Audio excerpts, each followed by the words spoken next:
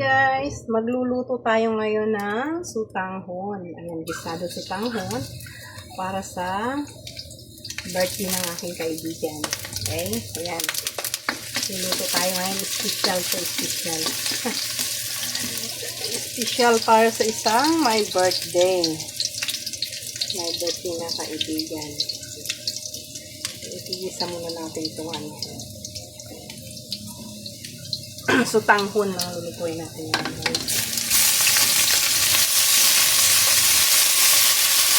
Sutanghon. Ito din ba kayo magluto ng sutanghon? Ayan. Igigisa ko lang yung sipon. Saglit lang yan. Gisa. Magkaroon lang ng lasa.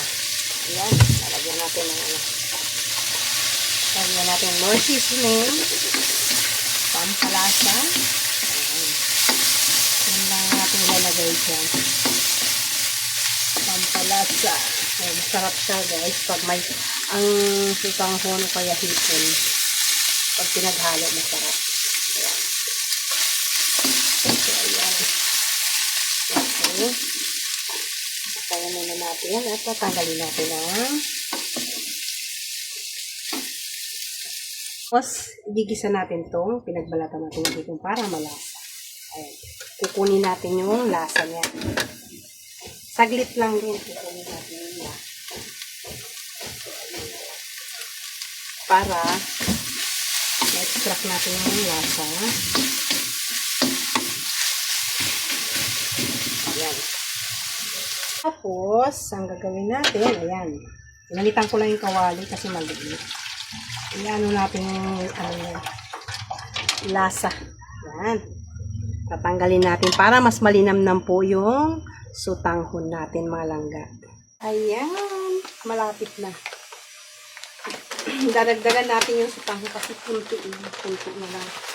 Punti lang yung overload sa sahog. Pero punti lang kaya daragdagan ko ng pansit.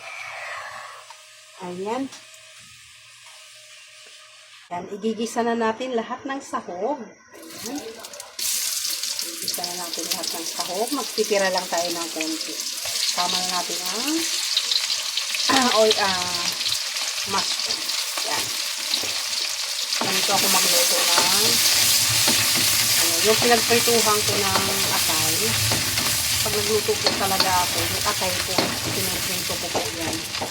Yan, kagaya yan. Yan. Gusto ko yan magpinigla din. Minigisa ko po talaga yan. Saka lalagyan ko ng manok po yan. Nilalagyan ko ng oyster. Para po, pag itatoppings po natin yan, may lasa na. Lagyan natin ng oyster. Ganito din ba kayo magluto ng pansit? Matrabaho po ako magluto eh.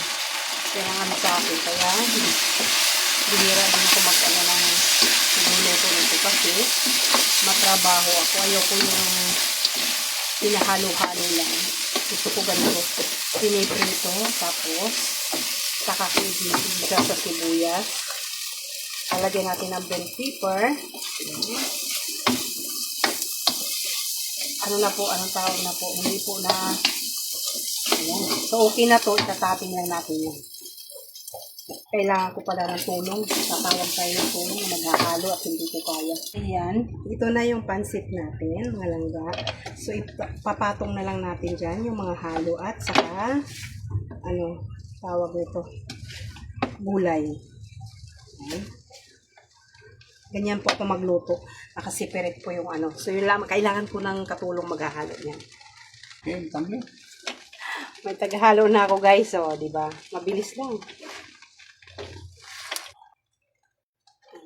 Lalagyan natin ng halo-halo ng sahog. Para may sahog din sa ilalim.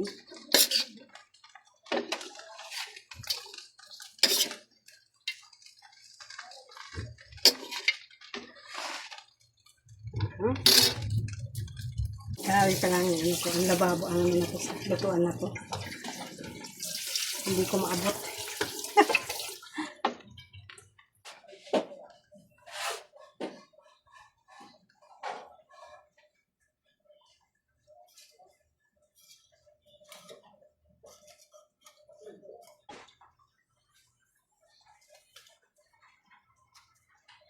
So, dinurog ko talaga.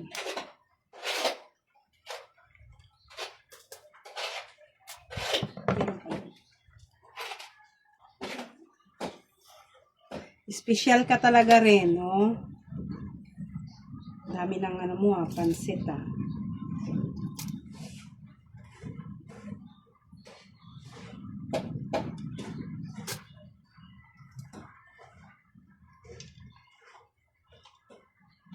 Oh. Uy, overload, ah.